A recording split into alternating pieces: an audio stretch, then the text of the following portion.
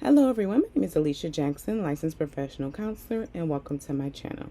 Today we're going to talk about what happens. What happens when we are triggered? Did you know that there are different levels of being triggered or activated? It is what we call the continuum of reactivity, and that's what we're going to discuss today. Now, I am an internal family systems therapist, so we're going to use this through the lens of internal family systems. So, if you don't know anything or not familiar with IFS, that's okay. Feel free to look at my playlist labeled Internal Family Systems to get familiar with the model. Now, let's talk about what being triggered or activated means, right? We know what it feels like. Someone said something, you see something, and it pulls on you. You have an emotional response. It's a big response. Or you actually even feel like a tinge or a tingle in your body, a sensation. You know that it's activating something. There's a past pain that has been activated by whatever someone said, what you saw, what you heard, what you smelt, what you felt. Those things that we take in through our senses can wake up some of those past wounds that maybe still need our attention.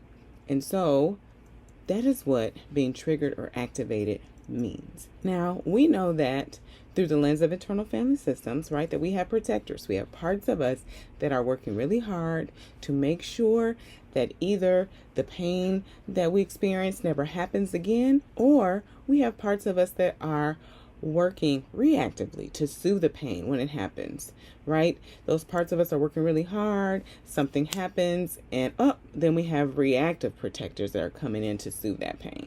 With that being said, right, so when we are triggered, what happens is a protector, whether it is a proactive one or a reactive one, steps in, and it steps in and acts for us, right?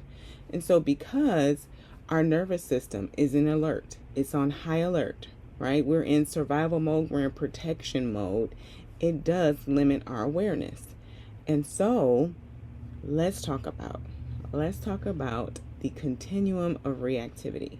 Because as we begin to learn our system, kind of notice, right, what activates us, what triggers us, as we begin to listen to our parts, connect with our parts, and build relationship with our parts, make more room for self-energy and become more aware of ourselves, be able to navigate being triggered, and also find the pause button, center ourselves, and respond from a place where we speak for our parts instead of speaking from our parts.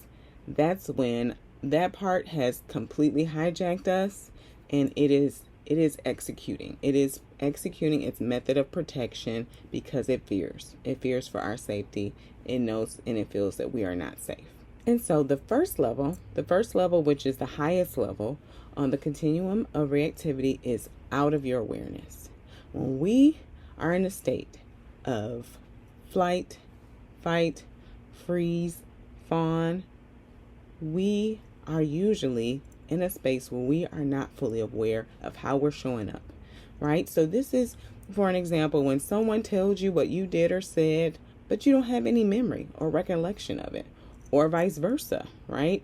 You're telling someone what they said or did, but they don't have any recollection of it because they were, in that moment, they were activated. They were at the highest level of reactivity, responding to whatever stimuli was activating them, and they aren't aware of how they're showing up, how their behavior, the impact of it. They're not thinking in that moment. They're only reacting because it's a life or death situation. That's how it feels in our body when we're at the highest level of reactivity, when it's completely out of our awareness. And someone might tell you, hey, you do this, right? X, Y, and Z when you're upset. Or you say this when you're upset. And you're like, I don't do that. But then once you begin to be more aware, you're like, oh, I do. You become more aware of those things that were outside of your awareness because you were on such high alert. So the second level of the continuum of reactivity is that you're aware, but you can't stop. right? You're aware. You know what's being activated. You know what part is up. You know, but you're not able to stop the response. You're aware of what's being activated. You're aware of what's being triggered. And you know what part is showing up, right? You're like, oh, I know who's coming to protect me. I know which part it is, right? And yet not being able to, hey, connect with this part, see what they need, and speak for it. No, you are responding in that moment. And so this is when we are starting to become aware. We're starting to become more aware and more mindful of the ways that we protect ourselves. And as I talked about in the previous video, you know, how survival really prevents and limits our self-awareness. Once we become aware of the ways, like, oh, I do binge watch really to kind of keep my mind away, right, of these things. So, okay, I noticed that I'm binge watching a lot. I can't stop binge watching, but I notice that's what's happening. And so then you're able to get a little curious about what's happening for you internally and check in with yourself so that you can be present for that part of you that's really needing you, that binge watching part is protecting. The third level on the continuum of reactivity is finding the pause button. Oh, it's such a wonderful moment when you're able to find the pause button. You see that coworker or that your partner or your child says or does something, and you know how you normally respond to this, right? And you feel it. You're able to maybe take a moment, hold it, pause, be present for yourself, find the pause button, maybe walk away for a moment, gather yourself, take care of yourself, and then come back and really be able to engage from a space where you're more centered and able to speak for the part of you instead of speaking from the part of you, right? And so say this protector that's up is anger, right? So you feel the intensity of anger coming on, and you're able to stop before you say something that you don't want to say, or at least not how you want it to be said. When we find that pause button, it can be such a wonderful moment, because then we have more access to self-energy to show up and be present for us in that moment to, hey, let this part know I'm here. I'm here with you. I see what this person did. No, it's not okay. Yes, what they did hurt you. Yes, it made you feel this way. I'm here with you. You don't have to fight for me. I can be present for you and stand with you. This is when we really are starting to build that self and part relationship. There's building some trust there. They have shared some things with you. They felt heard. They felt seen. They feel like you completely understand why they do the work that they do. That's really when you're able to find that pause button and really slow down the responses and be present for them so that you can show up instead of those parts. The fourth level of reactivity is unblending and listening. Okay, so this is when, again, something activates us, something triggers us, and you feel that you're blended. You feel it. And so you ask this part to give you a little space, to give you a little room, so that you can really hear what it's wanting to tell you, what it's trying to communicate to you, because it's here, and what it needs.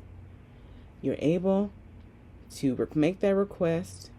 It gives you some space. It hangs out with you, and it shares with you what it's feeling and what it needs to communicate to you. This is when this self to part relationship is really coming together, and you're becoming, again, more aware of what it feels like to be blended. Because that's the other piece of awareness, right? Oftentimes, we don't know that we're blended. We don't know that a part has come in and completely taken the driver's seat and driving for us, instead of us being in the driver's seat and they're in the passenger seat, and we're listening to them, but we're still driving. Self-energy. We are still being present for us. So we're not always aware when a part has went from that passenger seat and jumped in the driver's seat. And so sometimes it's just a great exercise to even just sit and notice. Notice what it's like when you are blended, what it feels like, right? Is your heart beating fast? Is your mind moving faster than the words can come out of your mouth? Are you in a place where you're just frozen, shut down? This is when we can really know what it feels like to be blended versus when we are in self-energy. And no, self-energy is not like this state of being that we're always in, because parts are here. They are here and they are here to stay, and we're not trying to get rid of them, right? But there's a continuum. That's what this is about. When we start to make more room for self-energy, then we can know when we have more access to self and be able to know what it feels like to be able to make space for curiosity, to be able to make space for calm, to be able to make space for compassion. When we are activated and we are in a moment where we are fully connected to a part, and we need to step back just a little bit, ask the part to give you a little space, a little distance, so we can really hear what it needs to say, really hear. Because when we are really blended, we do not have the ears to hear them, and we are not at our highest form of awareness and our highest sense of self. The fifth level of reactivity is speaking for rather than speaking from. Okay? And so this is, again, when we are able to listen to the part, hear what it needs, hear what it wants to communicate to maybe a person or even to us, right? And say, part of me feels X, Y, and Z. Part of me feels like nothing I do is never good enough. And part of me feels like I know that I do well in X, Y, and Z. Like I really show up for myself and others on my job, at home, right? Even though part of me feels different. You're acknowledging them instead of embodying the part, saying, I feel like nothing I do is good enough. Do you see the difference? Like that part in that moment was completely in the driver's seat. But if we create a little room, we can speak for the part and say, part of me feels like nothing I do is good enough. But then we can hear from parts of you that feel otherwise. But part of me feels like I do things well. Like I get good grades at school. I always get recognized for the work that I do on my job. I show up for my family and they appreciate it, right? So we have access to more information to fully make a centered response and operate from a place that's self-led and where we have access to more of our self, our highest self, our truest self. Why is this so important? Why is it so important for us to know this continuum of reactivity? It's a level up. It's a level up in our self-awareness. And that's why I wanted to do this series on self-awareness. Last week I did a video, as I mentioned before, on how survival can prevent us from being self-aware. And so today we talked about a different level, right, of what happens when we are activated, when we are triggered, when we are in that moment of either hypoarousal or hyperarousal. We are blended with our parts. That part has completely taken over us. Then we can be able to know what level of reactivity are we at right now. How much self-energy do we have access to, right? And be able to see where we are so that we can track our progress. Why? Because tracking our progress sometimes in therapy can be so tricky. We know healing is a journey, and it's usually not like this. Even though we want it to be like this, it's usually like all over, right? And so when we're able to kind of look at where we're going in that moment, and every moment is different, but in those moments when we're able to find that pause button, we can say, wow, okay, I would have normally did this, but I did this instead. When we're able to speak for the part instead of speaking from the part, then we know, wow, okay, we are really tapping into right? That self energy that we've been building and that we've been establishing, right? And making room for as we continue to build the relationship with our parts and be able to unburden those exiles, those parts of us that are carrying pain, all of those beliefs and their emotions from their experiences. Once we do that, we make more access and we're able to be more present for ourselves and others. If you have stuck around this long, be sure to like the video and of course subscribe to the channel. And as always, be cool, be calm, be centered. Peace.